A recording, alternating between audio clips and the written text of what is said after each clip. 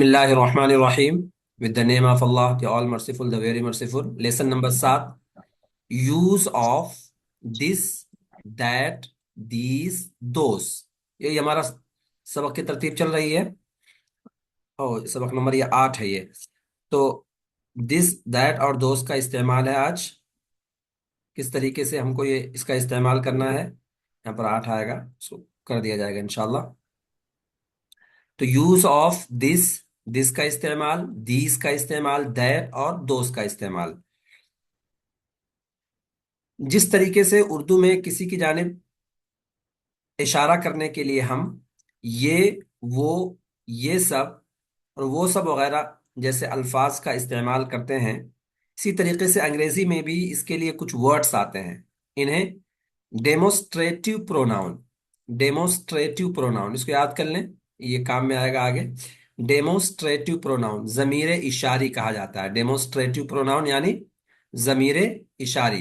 Demonstrative pronoun, demonstrate के माने इशारा करना, प्रोनाउन के माने ज़मीर के आते हैं। डेमोस्ट्रेटिव प्रोनाउन, तो आज के सबक में हम उसी के बारे में पढ़ेंगे। मुख्तसर सा सबक है।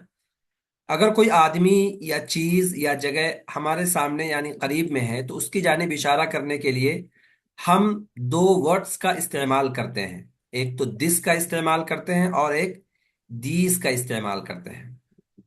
अगर वो चीज या शख्स या जगह सिंगुलर यानी एक है तो उसकी जानिब इशारा करने के लिए दिस का इस्तेमाल होगा।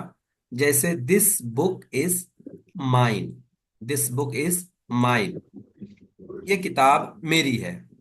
दिस इज अ काइट, ये एक पतंग है। दिस इज अ बोट, ये एक कश्ती है। तो ये क्या इशारा हो रहा? दिस इज अ टैक्सी, ये एक टैक्सी है। दिस इज वॉच, ये उसकी घड़ी है। दिस इज योर ब्रदर, ये तुम्हारा भाई है। This is a post office, ये एक डाकखाना है।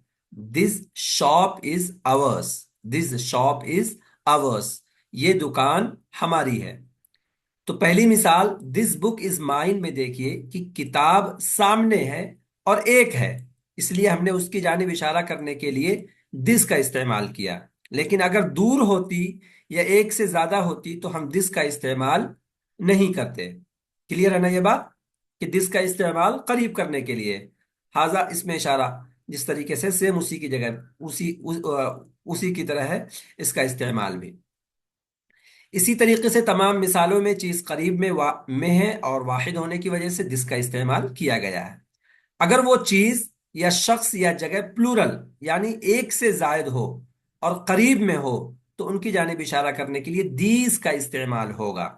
जैसे these books are mine, these books are mine, देखिए दीज लगा दिया गया और बुक का प्लूरल लगा दिया गया एस के साथ में। दीज बुक्स आर, आर भी जमा के लिए आता है तो आर माइन, मेरी हैं, ये किताबें मेरी हैं। These both boys are our classmates, these both boys, दो के लिए भी जमा का ही इस्तेमाल होता है, ये दोनों लड़के हमारे दरसी साथी हैं। These are our teachers, these are our teachers, ये सब हमारे असातिजा हैं। These all boys are our students, these all boys are our students, ये सारे लड़के हमारे शागिर्द हैं। These children are genius, these children are genius, ये एक वर्ड है बीच में आगे जहन में बात आई तो मैं बता दे रहा हूं। इसको जो है आप लोग नोट कर लें या जहन में बिठा लें एक नॉलेज के तौर पर, कि ये यहाँ पर एक सरी गलती लोगों से ये होती है कि जैसे हमने दीस का इस्तेमाल किया, ठीक है ना, ये दीस क्या है, ये प्लूरल है। तो कुछ लोग कभी क्या करते हैं कि दीस के बाद जब ये चिल्ड्रन इस्तेमाल करते हैं ना तो चिल्ड्रंस लगा देते हैं, यानी चिल्ड्रन के बाद एस लगाते हैं, जबकि हम पिछले वाले सबक में हम पढ़ चुके हैं कि चिल्ड्रन ये क्या है, ये जमा है, ये ऑलरेडी ये क्या है, ये जमा है। तो इसको जो है जहन में रखें, ये बारीक सी गलती है, कभी कभी माइंड में नहीं आती है। चिल्ड्रन ऑलरेडी ये जमा है, इसमें एस नहीं लगता है, ठीक है ना। तो जाहिर सी बात है जब जमा है तो एस नहीं लगेगा। तो दीज चिल्ड्रन आर जीनियस। पहली मिसाल में, पहली मिसाल दीज बुक्स आर माइन में बुक्स जमा है और करीब में है, इसलिए उसकी जानिब इशारा करने के लिए दीज का इस्तेमाल किया गया है। इसी तरीके दूसरी मिसाल है, these both boys are our classmates. में जो है बोथ बॉयज, दोनों लड़के, एक से जायद होने की वजह से प्लूरल है और सामने है, इसीलिए उनकी जानिब इशारा करने के लिए दीज का इस्तेमाल किया गया। इसी तरीके से बकिया मिसालों में भी। तो ये तो था सामने और करीब का। लेकिन अगर कोई आदमी या चीज या जगह हमारे सामने यानी करीब में नहीं है बल्कि दूर है, तो उसकी जानिब इशारा करने के लिए भी हम दो वर्ड्स का इस्तेमाल करते हैं। एक होता है दैट और एक होता है दोस। दैट और दोस। अगर वो चीज या शख्स या जगह सिंगुलर यानी एक है, तो उसकी जानिब इशारा करने के लिए दैट का इस्तेमाल होगा। जैसे that pen is blue. That pen is blue, वो कलम नीला है। That goat is black. That goat is black, वो बकरी सियाह है। That girl is a student. That girl is a student, वो लड़की एक तालिबा है। That that is Ahmad father. That is Ahmad father, वो अहमद के वालिद हैं। That is our school. That is our school, वो हमारा स्कूल है। तो पहली मिसाल, दैट पेन इज ब्लू, में पेन एक है और दूर भी है, लिहाजा हमने उसकी जानिब इशारा करने के लिए दैट का इस्तेमाल किया है। अगर सामने होता तो हम दिस का इस्तेमाल करते, लेकिन दूर है, तो इसी तरीके से तमाम मिसालों में भी हमने दैट का इस्तेमाल किया है। लेकिन अगर वो चीज या शख्स या जगह प्लूरल यानी एक से जायद हो और दूर में हो, तो उनकी जानिब इशारा करने के लिए दोस का इस्तेमाल होगा। जैसे those clothes are yours. Those clothes are yours, वो कपड़े तुम्हारे हैं। Those both books are expensive. Those both books are expensive, वो दोनों किताबें महंगी हैं। दोज आर न्यू कार्स, वो नई गाड़ियां हैं।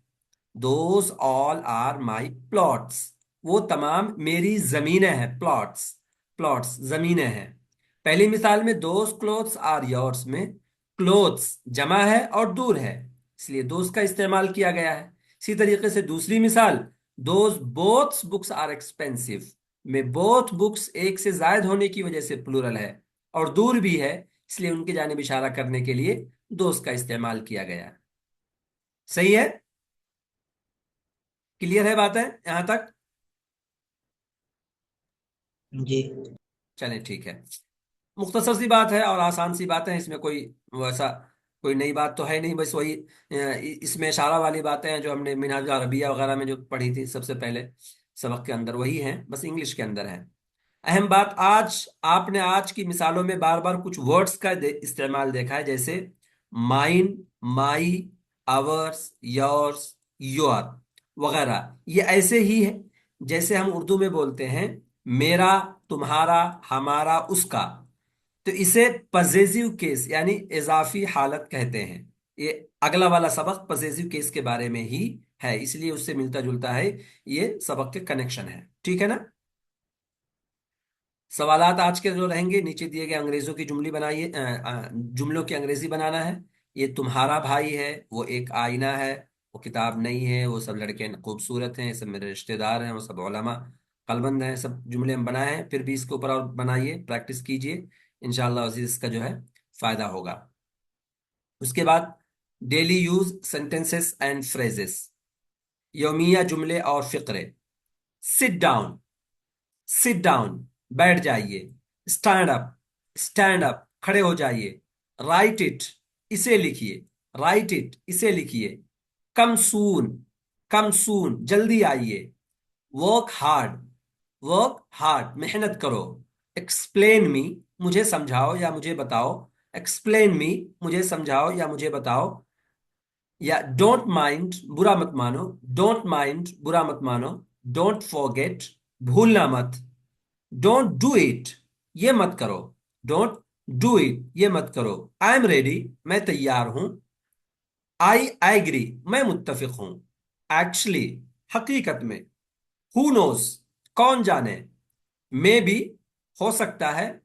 ओ सच, ओ रियली, ओ सचमुच, ओ रियली। सो वाट, तो क्या। तो ये मुख्तसर सा सबक था आज का।